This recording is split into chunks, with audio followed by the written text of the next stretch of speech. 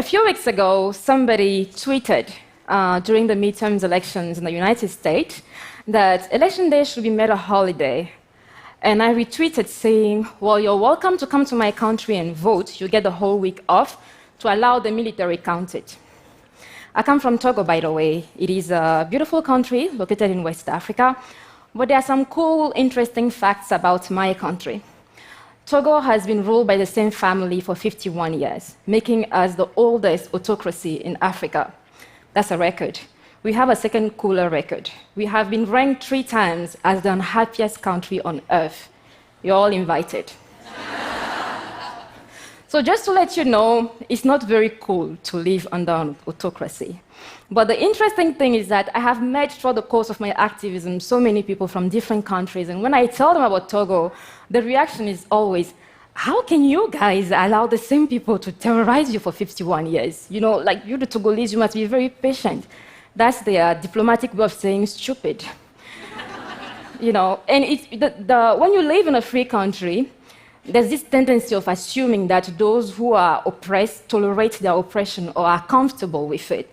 And democracy is projected as a progressive form of government in such a way that those people who don't live under democratic countries are seen as people who are not intellectually or maybe morally advanced as others. But it's not the case. The reason why people have that perception has to do with the way stories are covered about dictatorships. In the course of my activism, I've had to interview with so many news outlets out there. And usually we'd always start with, what got you started? What inspired you? And I reply, I wasn't inspired, I was triggered. And it goes on, well, what triggered you? And I go on about how my father was arrested when I was 13 and tortured. All the history, I don't want to get into the details now because you'll start sleeping. But the thing is, at the end of the day, what interests them the most is how was he tortured? For how many days? How many people died? They are interested in the abuse, in the killing, because they believe that will gain attention and sympathy. But in reality, it serves the purpose of the dictator. It helps them advertise their cruelty. In 2011, I co-founded a movement I called 4 Must Go, because 4 is the first name of our president. Togo is a French-speaking country, by the way, but I chose English because I had my issues with France as well. But then, when I started 4 Must Go, I made a video and I came on camera and I said, well, for Nyasingwe, I give you 60 days to resign as president, because if you don't, we the youth in Togo will organize and will bring you down. Because you have killed over 500 of our countrymen to seize power when your father died. We have not chosen you, you're an imposter, and we'll remove you. I was the only known face of the movement. Why? Because I was the only stupid one. And the backlashes followed. My family started receiving threats. My siblings called me one morning, and then they said, you know what, when they come here to kill you, we don't want to die with you, so move out. So yes, I moved out, and I'm still angry at them, so I haven't talked to them in 5 years. Anyway, moving forward, the reason why, for the past 9 years that I've been working with comrades to organize, to raise awareness on Togo, to help the people of Togo overcome their fear, so they too can come and say they want change, I have received a lot of persecutions that I cannot disclose, a lot of threats, a lot of abuse, psychologically. But I don't like talking about them, because I know that my job as an activist is to mobilize, is to organize, is to help every single Togolese citizen understand that as citizens, we hold the power, we are the boss, and we decide. And the punishment that the dictators are using to intimidate them must not prevent us from getting what we want. That is why I said it is very important to cover the stories of activists in a way that it helps mobilize people, not in a way that it helps deter their action and force even more their subjugation to the oppressive system. During these years that I've been an activist, there were days that I felt like quitting because I couldn't take it.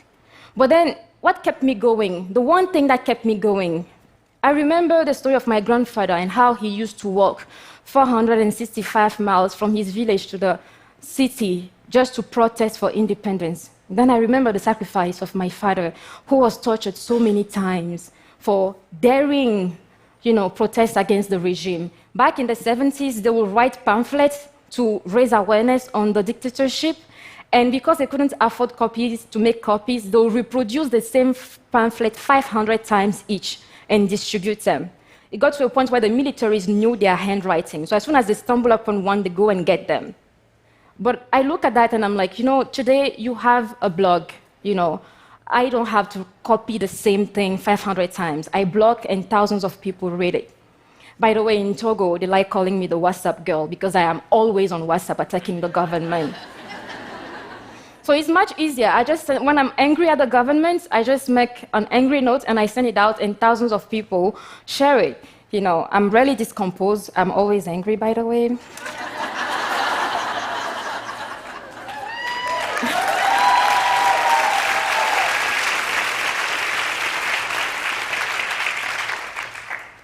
So I was talking about the necessity to showcase our stories, because when I think about the sacrifices that were made for us, it helped me keep going. One of the very first actions of our 4 Must Go movement was to come up with a petition asking citizens to sign so that we can demand new elections as the Constitution allows. People were scared to put their names because they said they don't want to get in trouble. Even in the diaspora, people were scared. They're like, we have families home. But there was this woman who was in her 60s. When she heard about it, she took the petition and she went home to home, and by herself she collected over 1,000 petitions.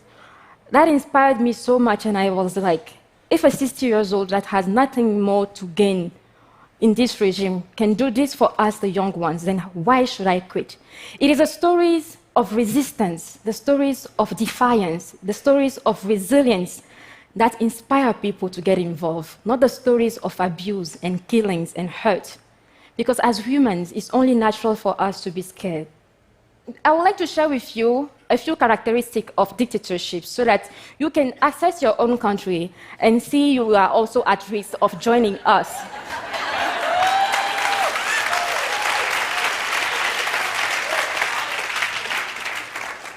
Number one thing to look at, concentration of power. Is the power in your country concentrated in the hand of a few? An elite. It can be a political elite, ideological elite, and you have a strong man, because we always have one guy who is presented as the Messiah who will save us from the world.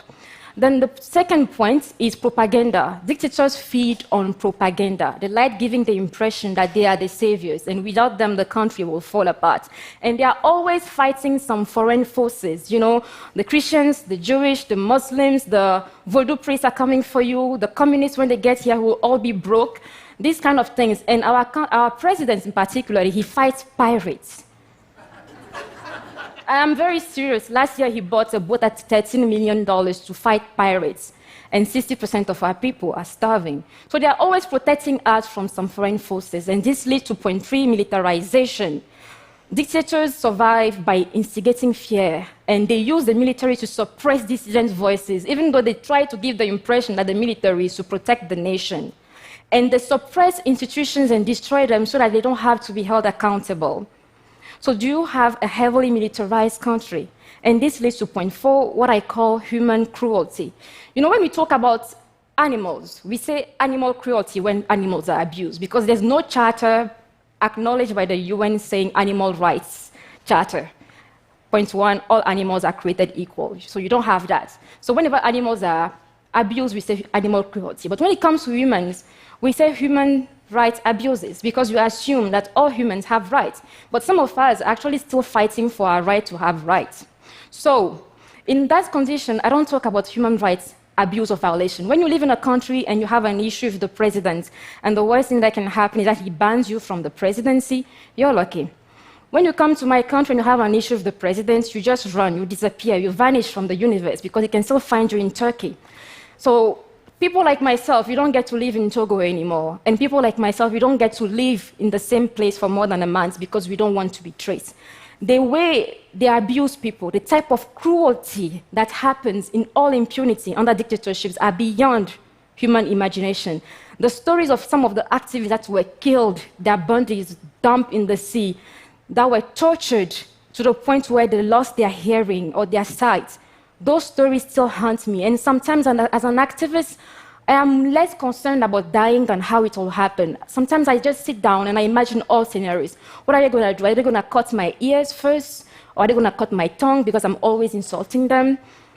It sounds cruel, but it is the reality. We live in a very cruel world. Dictators are cruel monsters. And I am not saying it to be nice. So yes, that is the final characteristic that I want. The list goes on, but that's the final thing I want to share about autocracies, so that you look at your country and you see if there are risks there. It is important that you acknowledge the gains of freedom that you have today, because some people had to live their lives for you to have it. So you don't take these for granted. But then at the same time, you also need to know that no country is actually destined to be oppressed. But at the same time, no country or no people are immune to oppression and dictatorship. Thank you.